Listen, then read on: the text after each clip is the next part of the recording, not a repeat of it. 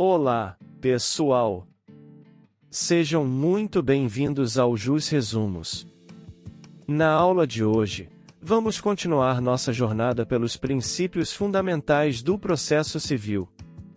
Nosso foco será no princípio da isonomia e, de forma mais aprofundada, no princípio do contraditório, incluindo suas nuances como o contraditório diferido e a teoria do contraditório inútil. Princípio da isonomia. O princípio da isonomia no processo civil vai além de um tratamento meramente formal. A premissa é que os sujeitos devem ser tratados da mesma forma, sim, mas com uma ressalva crucial: se houver uma discrepância na relação jurídica material ou processual, é preciso buscar o equilíbrio. Para isso, o sistema permite o tratamento diferenciado, especialmente no campo da hipossuficiência técnica e econômica. O artigo 7º do CPC estabelece que é assegurada às partes paridade de tratamento em relação ao exercício de direitos e faculdades processuais, aos meios de defesa, aos ônus, aos deveres e à aplicação de sanções processuais, competindo ao juiz zelar pelo efetivo contraditório. No direito atual, a lei não busca mais uma igualdade apenas na superfície.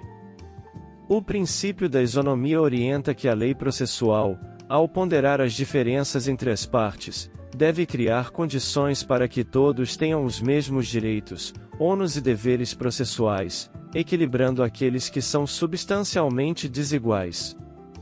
Um exemplo clássico da aplicação da isonomia no CPC é a gratuidade da justiça, prevista no artigo 98. Esse dispositivo garante que a pessoa natural ou jurídica, brasileira ou estrangeira, com insuficiência de recursos, tenha direito à gratuidade para arcar com custas, despesas e honorários. O artigo 98, parágrafo 1º, lista o que a gratuidade compreende, como taxas, selos postais, despesas com publicação, honorários de advogado e perito, entre outros. O CPC, inclusive, para manter essa visão isonômica, cria gradações de gratuidade, permitindo que o benefício seja concedido de forma parcial ou por meio de parcelamento de despesas, como se observa no parágrafo 6º. Outro exemplo é a inversão do ônus da prova por hipossuficiência técnica, prevista no artigo 373, parágrafo 1º. Nos casos em que há impossibilidade ou dificuldade excessiva para uma parte cumprir o encargo probatório, ou maior facilidade para outra, o juiz pode atribuir o ônus da prova de modo diverso, buscando reequilibrar a relação. O artigo 139, inciso I, do CPC, reforça o papel do magistrado ao dirigir o processo, incumbindo-lhe assegurar às partes igualdade de tratamento.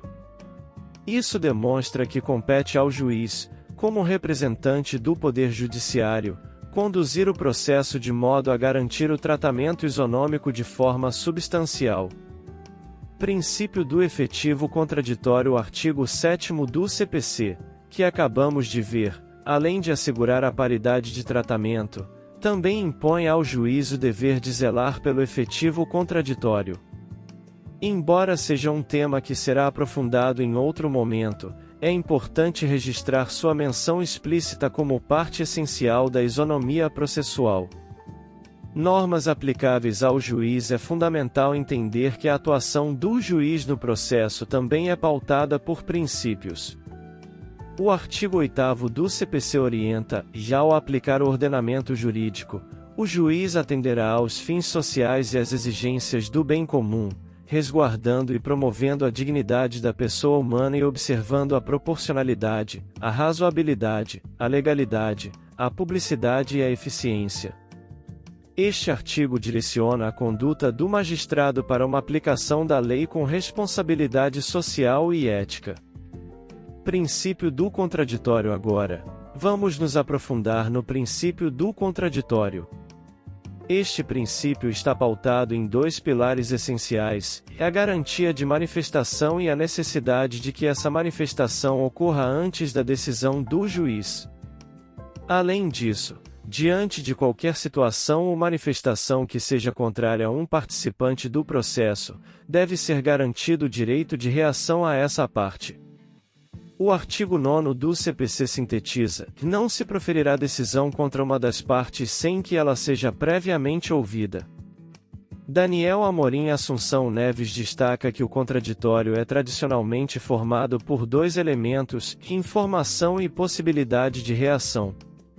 Sua importância é tão grande que a doutrina moderna o considera um elemento componente do próprio conceito de processo.